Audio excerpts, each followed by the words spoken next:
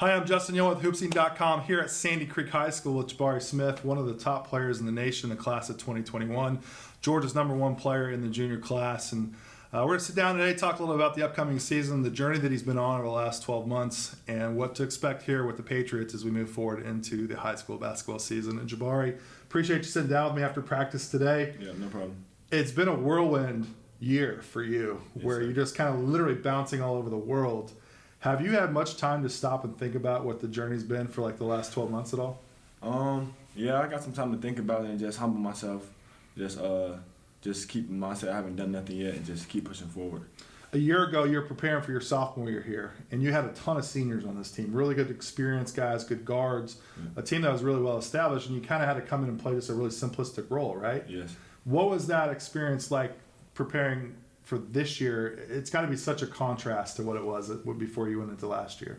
Yes, last year you're just trying to find where you fit on the team, and as the season goes on, you find what you can do and how you can score the ball. This year, you got to step in as a leadership role and know you're that guy as the season starts, and just take the role on and take it full head. And you're taking this role on with probably as good of a resume of any player there is in the country. You've played at USA Basketball. You've gone to NBA camp. You guys had tremendous success with the Celtics as you guys wrapped up the season. Yeah. For you, when you look back at that progression from the end of the season last year with Sandy Creek to the time that you wrapped up USA Fall camp a couple weeks ago in Colorado, where have you how much have you grown in that period of time? Just what period did you say? Just in that whole period of time from the end of the season last year to where we are now. I'm growing so much. I've grown, got more confident. My body's filling out faster. Just all around my versatility, me being a leader, me talking, just my view of the game has changed completely. Sometimes when I talk to guys at this age, going from our sophomore year to a junior year, it's like you kind of take the blinders off. You kind of see full picture.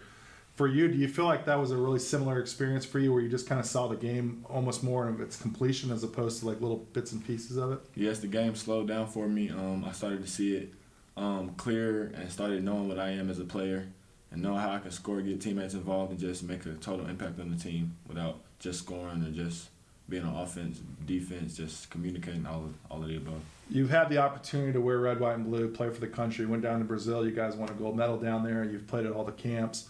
What's that experience like for a guy that's just, last year, I don't know if that even came into your consciousness, to going out there and then, by my account, the things that I saw, I thought you were the top guy there at the camp. What's that experience like as a player? Just being invited to it, I was honored. I was just, it came as a surprise to me because I went to Minnesota and then they invited me to the tryout. So I just went down there, just played my heart out, gave my all. And then I was fortunate enough to make the team. And just solidified my role in the team and just made the biggest impact as I could. How then do you take each camp and build on it, right? Does that confidence grow each time? Yes. Each camp, the confidence grows. You meet new people. You get more comfortable with coaches. You just feel more comfortable as you're there. And then your first time being there, you don't know many people. You don't know many coaches.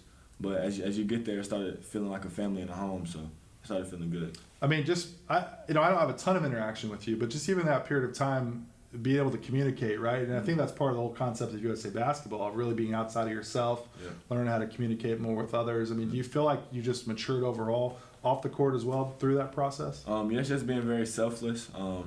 Just being in Brazil with 12 people, just building a bond with them, not having much technology and stuff like that. Just having to communicate. USA Basketball is a lot about being together as a family. So that just helped me grow as a person, helped me mature. So part of that success, the byproduct of success at that level, is conversations that people will bring up like, Jabari Smith might be the best player in the country in the 2021 class. I'm sure you've heard that before. How do you take that in? I mean, that's obviously somebody's opinion, but I'm sure for you that's also a goal that you have. Yeah, it's definitely a goal, but as people say it, I try to know I'm the best player, but still treat it like I'm the worst player in the class. Keep working hard, just keep myself level-headed and not think about it too much. I've asked this question with every guy that I've sat down with so far in the preseason about expectation. Everybody else has expectations for you, but what's your expectation for yourself as a player? Expectation, like what do you mean by expectation? Like, what do you hold yourself accountable to as to like becoming great? Like, how do you go about that process? Like, when you look at yourself and set your goals, What are those things that you're trying to aim for? Aim for just overall just getting better every day. And if that's off the court, on the court, just learning stuff from people. You can learn something from anybody, no matter how good they are. You can learn how to be a good teammate. Just basically getting better every day and pushing myself and making the person next to me better.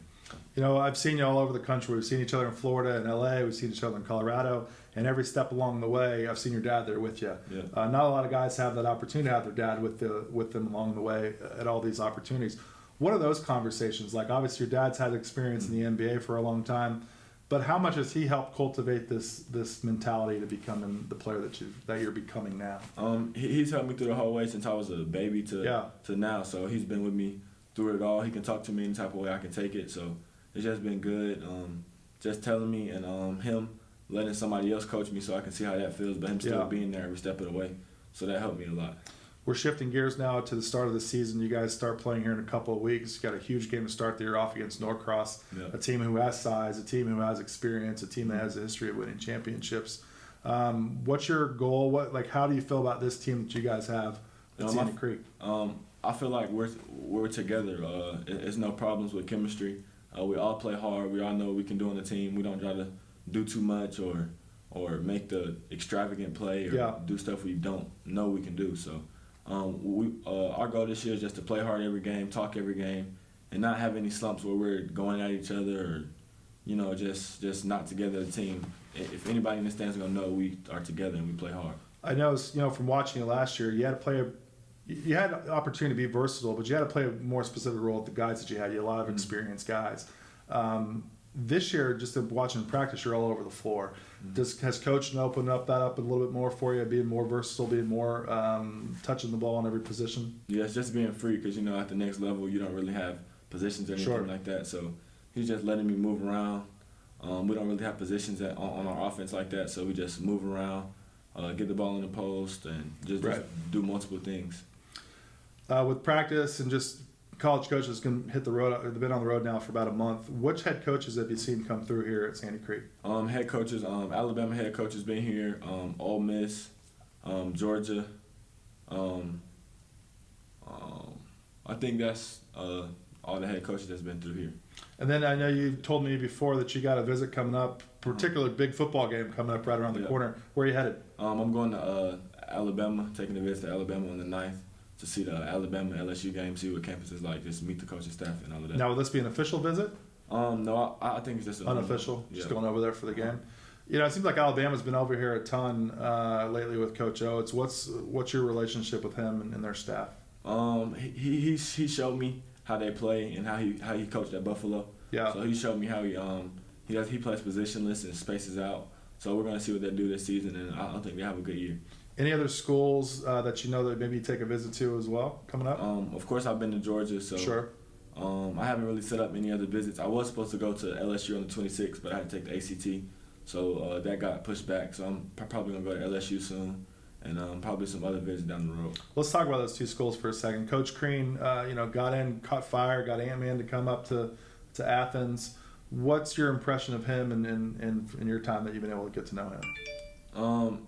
Just me getting to know him and him keep saying staying at home, staying close to home, and just seeing the guys he developed, Dwayne Wade, Victor Oladipo, Anthony Edwards, just seeing me going there and me watching him while he was in Georgia playing and me going up there to watch a practice, just how much he's improved, how much just a whole player he's become. So just me seeing how Coach Crean develops guys and how hard he pushes guys and stuff like that. So when Anthony was coming through and when I was talking to him on the day that he committed, everyone asked, well, why Georgia, right? You had all these other opportunities and not a lot of guys usually stay home that are Atlanta guys.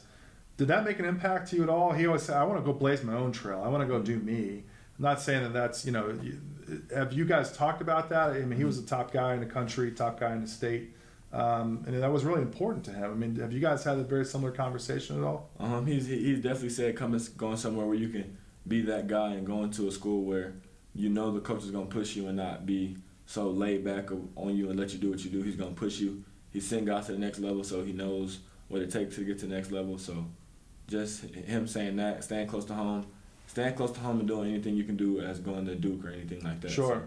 So just all of that. In recruiting, it's funny how oftentimes legacy and family ties really come into play. Obviously, your dad played at LSU. Mm-hmm. You talked about going out there for a visit. How much have you gotten to know Coach Wade and the staff out there in Baton Rouge? I haven't met him in person, but I have talked to him on the phone. I have talked to Coach Tad at LSU. So coaching staff is pretty cool. I know they had a good year last year, making it to the tournament, getting kind of deep into it. And I think they have a good year this year. Just sent Nas Reed to the NBA. So I think they have a good year. I don't get the impression that your dad's a guy that says, you got to go follow me, you got to go do what I got to do. I can't imagine that's a conversation that you guys have too often. He wants you to kind of do what you want to do. Yeah, he says that a lot, saying do what's best for me. LSU might not be as the best decision as it was for him. So just telling me to just do what's best for me. But certainly an option that you're going to consider. Yes. Yeah. How much is it, Jabari, something that you're going to weigh out, the opportunity to come in, the way the rules are set up, there's a one and done process for a lot of guys that are top. Mm-hmm. Do you consider that? Like, how do I come in there and make the most impact for 1 year? I mean, is that even something that you can think about and consider? Yes, just going to college and just how I said earlier, just getting better every day, taking it step by step, learning as much as I can for however long I'm going to be there. So, right. And the ultimate goal is just to win while I'm there, be a winner. So just going there and taking the process full steam. Ultimately, is that the goal, is to go find somewhere that you can get to the NBA quick? I mean, is that something that you want to do?